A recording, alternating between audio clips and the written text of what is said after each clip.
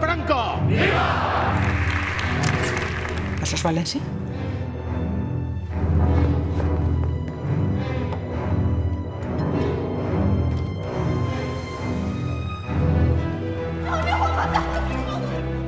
On està la meva filla? Què heu fet amb ella? La memòria no és venjança, és buscar la veritat. És només un quadre.